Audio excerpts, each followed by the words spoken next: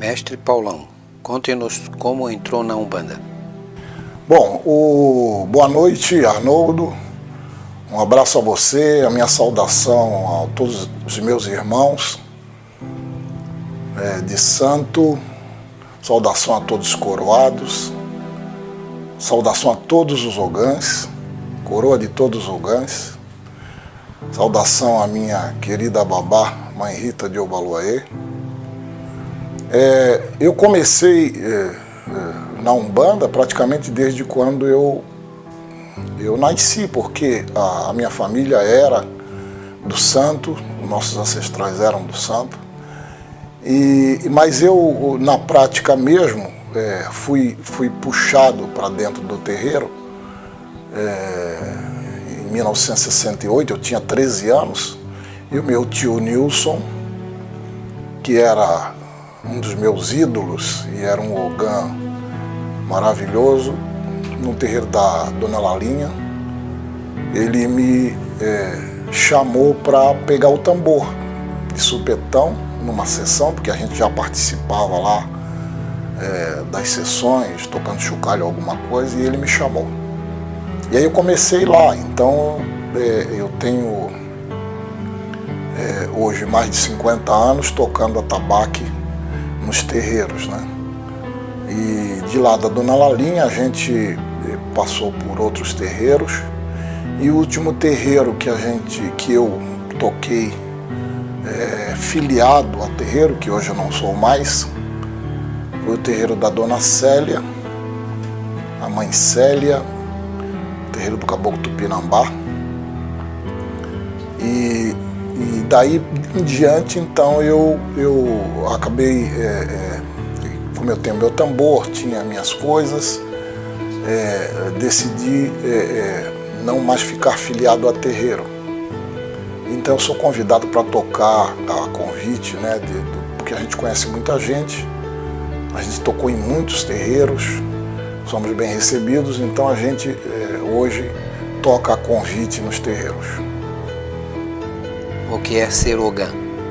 Olha, eu digo que o ogã é o trovador dos orixás. Ele serve aos orixás, né? O ogã não é artista, o ogã não é cantor, o ogã não é músico, o ogã é ogã. Ele serve aos orixás, ele dirige a sessão musicalmente, né? Tem as suas obrigações, né? E deve cumpri-las com o maior zelo, o maior carinho, o maior rigor e a maior fé, né? Deve colocar fé na sua função, na execução do seu trabalho nas sessões. Sua família também é do santo? Sim, a gente tem uma linha ancestral aí, desde sempre, tanto de parte dos meus pais, meus avós, minha mãe, avós maternos, tios avós, todos trabalhavam, eram médiuns, né? Eu tinha ligação com a Umbanda, né? E hoje a gente tem os nossos descendentes que seguem nessa linha, né? Então a família sempre foi da religião, né? Pelo menos a grande parte dela. E a gente segue essa linha ancestral aí. Qual a origem de tantos pontos? Muito bem, isso é interessante. Os pontos, antigamente, eram trazidos pelos orixás e as entidades que traziam os pontos nos terreiros, e os ogãs assimilavam aquilo e passavam a utilizar, né? E no meu tempo, quando eu comecei a tocar, eu procurei sempre aprender pontos, né? Então a gente comprava os discos de vinil, que vinham do Rio de Janeiro. O meu tio Nilson, que me iniciou, o grande ogã Nilson Vieira, ele trazia muitos discos do Rio de Janeiro, porque ele era marinheiro, e esse disco de Umbanda a gente tocava e aprendia os pontos, né? Além disso, eu sempre corri muita gira, desde quando comecei a bater. Naquela época era uma prática recorrente se correr gira, os ogãs corriam gira, os terreiros visitavam uns aos outros, E eu sempre corri muita gira, principalmente para aprender. E eu tive o privilégio de conviver e aprender com os melhores. Digo isso hoje com bastante orgulho até. Eu aprendi com os melhores. Então, essa correndo gira, você vai incorporando os pontos dos terreiros que você visita. Você vai aprendendo e gravando isso na memória. E aqueles que você pega dos discos, ou pegava dos discos que comprava, você também ia incorporando e você tinha ainda naquela época, a partir da década de 60, 70, 80, os grandes artistas gravavam muitas músicas do axé, de axé. Isso até os anos 80. Depois da Clara Nunes falecer, a coisa meio que diminuiu. Mas mais recentemente isso está voltando. Tem muitos artistas profissionais gravando música de axé, compondo música de axé, e essas músicas a gente acaba trazendo para dentro do terreiro, né? Na época, lá atrás, eu trouxe muitas músicas que foram gravadas por cantores profissionais, né, gravadas em disco, e eu trazia elas para os terreiros e para o terreiro e adaptava as músicas se houvesse as letras da música, né, se houvesse necessidade. Muito pouco houve necessidade, porque as cantigas já eram cantigas que evocavam os orixás, os santos, e normalmente se cantava a cantiga como ela era mesmo. Mas algumas tinha que haver alguma espécie de adaptação na letra para encaixar naquilo que a gente queria para a gira, né? Então a gente, ao longo desse tempo todo, você vai guardando na memória esses pontos e eles não saem, entendeu? Você não esquece. Você pode passar muito tempo sem cantá-los, mas a partir do momento que você pega o atabaque, né, e começa uma sessão, é como se abrisse um livro na tua memória e você vai lembrando de todos os pontos, né, que você sabe, que você conhece. Então, os pontos são para o Ogã, os pontos tá na cabeça dele, né? Incorpora-se na cabeça dele. Isso é muito bom. Qual o número necessário de Ogã em um terreiro? Olha, isso também é muito interessante. De longa data eu tenho uma tese, eu tenho um entendimento que não há número limite para Ogãs no terreiro. E sim, eu acho que deva ter, isso é uma opinião pessoal, um número limite de atabaques, né? Porque, já falei isso em outra oportunidade, você precisa harmonizar o canto com o toque do atabaque. E se você tem num terreiro, os terreiros são de tamanho médio ou pequeno, né? Hoje não temos mais os grandes terreiros, né? Tem poucos terreiros com grande área. Então, na sua maioria, os terreiros são de porte médio, né? Então, se você coloca lá 8, 10 tambores, 11 tambores, você nunca vai conseguir harmonizar o seu canto, mesmo que tenha sistema de som, e todos têm, né, alguns muito potentes inclusive, mas mesmo que você tenha isso, você não vai conseguir harmonizar, porque os tambores vão encobrir a reza cantada, que é o ponto. Então assim, número de Ogãs no terreiro, quanto mais tiver, melhor. Agora, números de atabaque para tocar uma gira, não, na minha opinião, não deve exceder a 4. Então, se você lá tem 10 Ogãs no terreiro, vai receber uma visita, vai tocar 4 tambores e os Ogãs vão se revezando, né?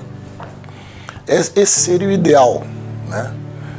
Mas é evidente que o que aconteceu de uns tempos para cá é que os terreiros fizeram uma coisa excepcional, que foi a formação de Ogãs. Os terreiros formaram muitos Ogãs. Então você hoje tem ogã, cada terreiro tem 8, 9, 10 ogãs, né?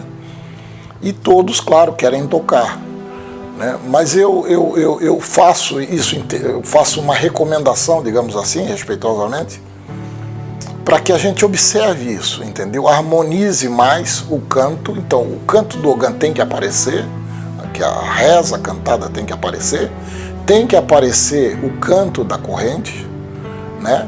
E o tambor entra como um harmonizador, né? O tambor não pode superar o canto, ele tem que entrar para dar harmonia e o ritmo necessário. É isso. Eu acho que precisa ter esse cuidado hoje, né?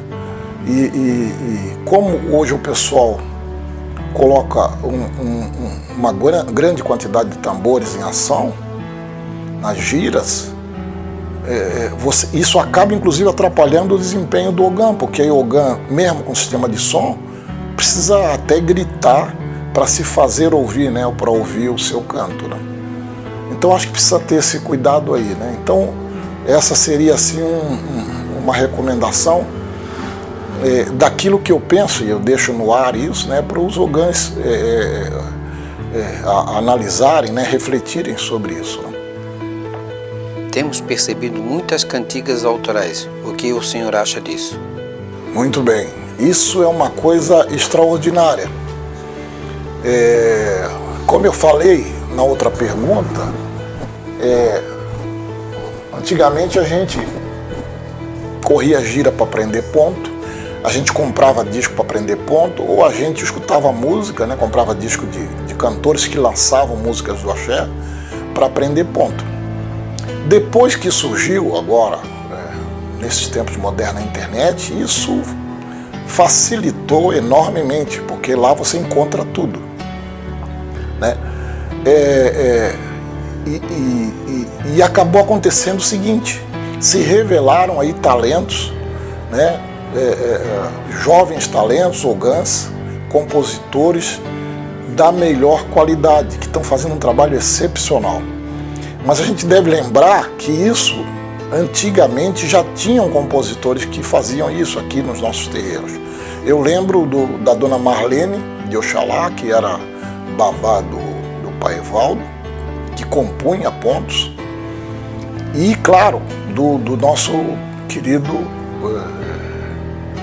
seu Valci, que é um excelente compositor de pontos, sempre foi, digamos assim, que ele foi o pioneiro em divulgar os pontos que ele compunha. Até hoje a gente canta aí os pontos dele. Um abraço para o seu Valci, inclusive. E aí eu digo que o seu Valci meio foi pioneiro nisso, inclusive divulgar e se cantar nos terreiros. Mas agora existe como eu disse, uma pleiade aí de grandes compositores. A marca, o Som da Corimba, né, da qual eu de forma honrosa eu faço parte lá, que reúne esses grandes compositores, ogãs compositores, que estão fazendo maravilhas aí, né, divulgando as suas canções, cantando nos terreiros, levando o giro. Então hoje você não precisa depender de disco ou internet ou coisa parecida, porque os ogãs estão cantando, estão divulgando isso, né? As redes sociais do Som da Corimba sempre divulgam os pontos autorais, e isso tem ajudado muito os terreiros, inclusive. Então aproveito inclusive para deixar os parabéns a todos os compositores, os grandes compositores, os ogãs que fazem pontos hoje. E eu estou me esforçando para aprender, porque eu sou dos pontos antigos, porque ponto é igual a música, né? Você tem, igual a samba, por exemplo, você tem os sambas raiz, lá daquela época, lá de trás, que a gente gosta hoje. Então eu canto ponto de antigamente, são os pontos que ficaram na minha memória, né? Mas hoje já me esforço, já me organizo e estou aprendendo esses novos pontos aí dos ogãs autorais aí, dos compositores que estão fazendo grande sucesso aí. Parabéns a todos e a Umbanda agradece a colaboração deles nesse sentido. Ogã, na sua concepção, pode beber bebidas alcoólicas, gira de orixás e Exu? Sem problemas. Isso é uma pergunta que sempre me fazem, né? O Ogã bebe com o santo bebe, a entidade bebe, né? Tem a bebida da entidade, tem a bebida do santo. Então o Ogã bebe com o santo. Nas cerimônias festivas, o Ogã pode beber sem problema nenhum. Os terreiros até têm regras para isso. Seguindo as regras do terreiro, tranquilamente, sem problema nenhum. E eu sempre digo também que o Ogã, quando toca, ele incorpora, né? O Ogã incorpora. Apesar de não ser uma incorporação manifesta, mas ele incorpora quando está tocando. E quando eu digo incorpora é porque ele fica cercado de espíritos. Esse é o sentimento que se tem, né? Ele invoca os espíritos, invoca os orixás, invoca as entidades, e essas entidades incorporam lá nos médios, mas em volta dele existem as entidades que não vão incorporar, mas estão ali para fazer trabalho, para fazer a segurança da gira, né? Ou mesmo até para pedir ajuda, né? Espíritos que não estão bem evoluídos chegam ali e ficam no entorno dele para pedir ajuda, porque o Ogã joga energia para a sessão e recolhe também energias eventuais negativas que estejam girando ali. Então o Ogã é uma espécie de para-raio espiritual enquanto ele está tocando. E esses espíritos, quer dizer, o Ogã, quando bebe a bebida do santo, esses espíritos também estão sendo atendidos nesse sentido, entendeu? Então é tranquilo para mim isso, seguindo as regras dos terreiros, né? Que hoje todos os terreiros têm regras. É tranquilo, o Ogã pode beber sem problema nenhum. Qual sua primeira lembrança enquanto Ogã? Olha, a minha primeira lembrança, lógico, foi quando eu comecei a tocar. Né? A primeira vez que eu peguei o atabaque, eu me lembro que era um atabaque, naquela época a gente tocava sentado, todos os terreiros tocavam sentados, e o atabaque da Dona Lalinha era um atabaque vermelhinho, pequeno, que o meu tio Nilson Ogã tocava.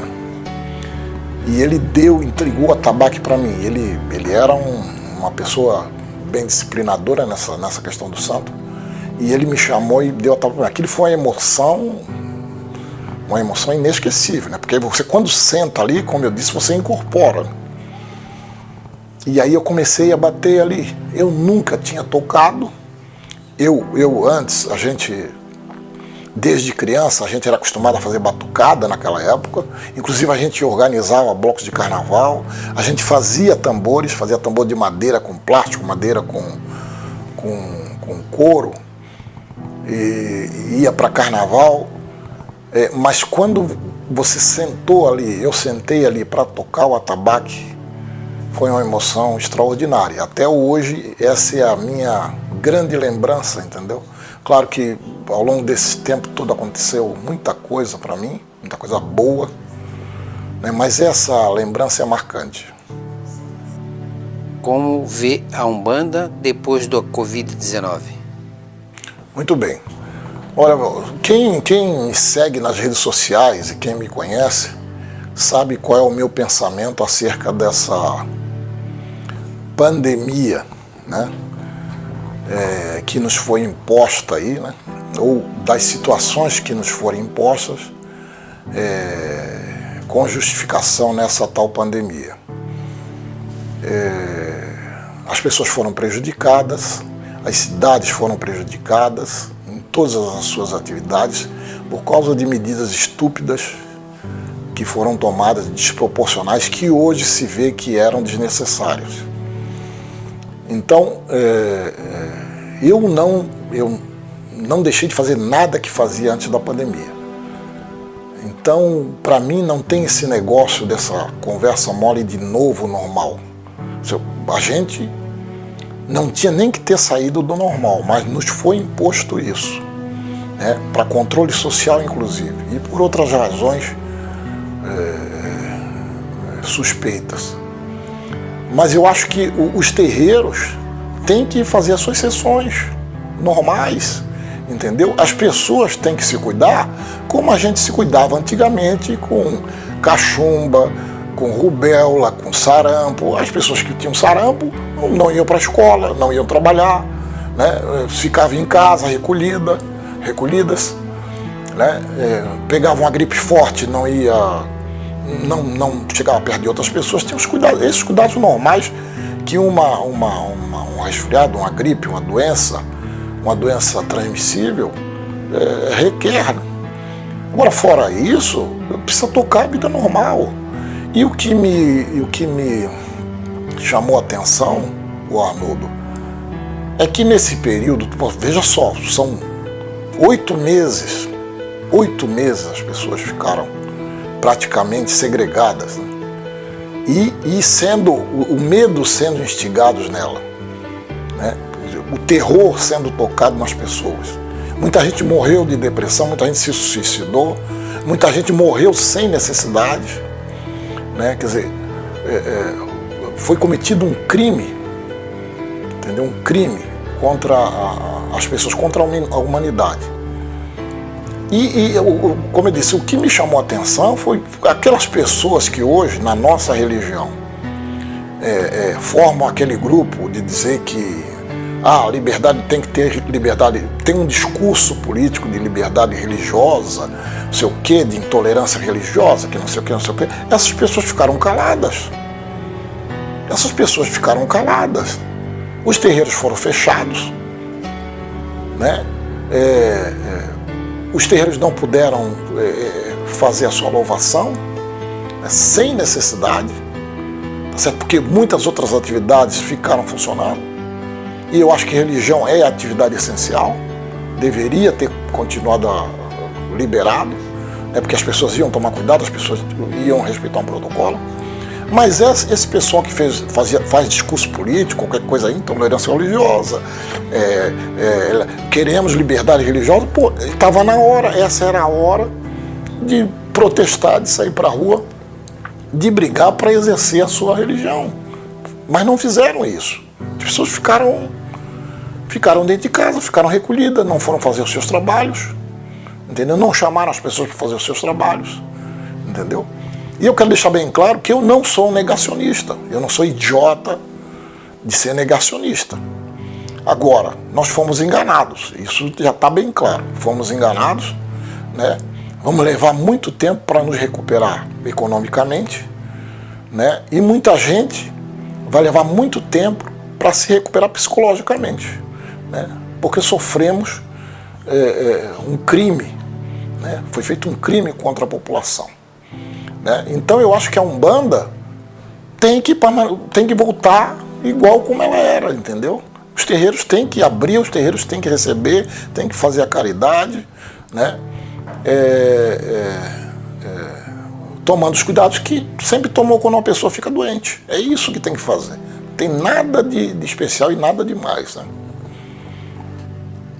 Suas considerações finais. Pois não, Arnoldo. Arnoldo, antes até de começar, eu queria corrigir aqui uma fala anterior. Quando eu citei a nossa querida Mãe Célia, na verdade o terreiro da Mãe Célia é Caboclo Ventania, né? Um abraço para a Mãe Célia, estimo as suas melhoras. Um abraço para o senhor Adilson também, o nosso querido Ogã mais antigo em atividade aqui em Santa Catarina, que a gente conhece. Eu queria deixar uma mensagem, Arnoldo, em forma até de apelo, né? Respeitosamente, queria deixar essa mensagem aos coroados, aos que hoje são os líderes de Almas em Angola, de Umbanda e das ramificações da Umbanda, né, aqui em Santa Catarina, onde esse vídeo alcançar. Eu acho que a gente olhando lá para trás e nos olhando hoje, acho que a gente precisa se corrigir em muita coisa. E a gente precisa voltar às origens, né? Então, qual seria o meu apelo? O meu apelo seria menos ritual e mais santo. Certo? menos proselitismo religioso e mais santo, menos materialismo de ritual e mais santo, menos enfeite e mais santo, tá certo? O que a gente deve lembrar é da nossa essência. A nossa essência qual é? É a mediunidade, é desenvolver a mediunidade para praticar a caridade. Essa é a essência da Umbanda e deve ser a essência das suas ramificações, como Almas em Angola, né?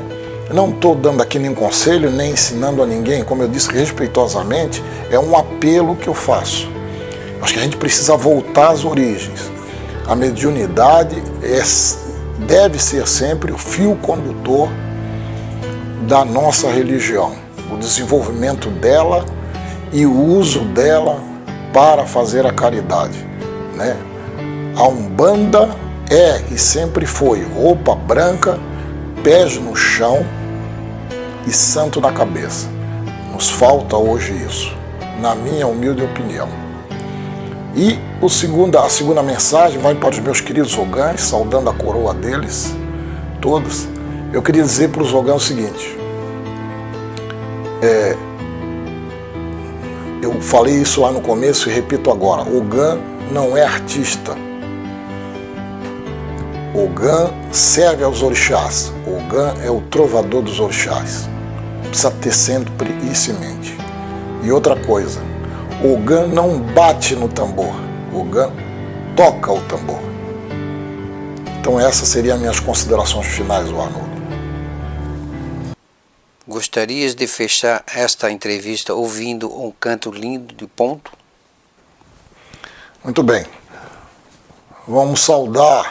Eu vou saudar e prestar homenagem a todos os coroados, a todos os meus irmãos de santo e a todos os meus queridos ogãs, saudando a coroa deles também, cantando um ponto do meu pai, de Ogum, né, pedindo para ele proteger a todos,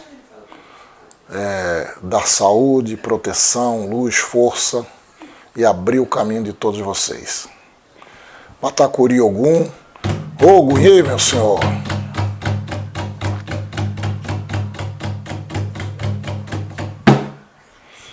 Quem está de ronda é Ogum, quem segura a banda é Ogum, quem abre a minha estrada é Ogum, quem eu louvo na alvorada é Ogum, quem está de ronda é Ogum, quem segura a banda é Ogum, quem abre a minha estrada é Ogum, quem eu louvo na alvorada é Ogum.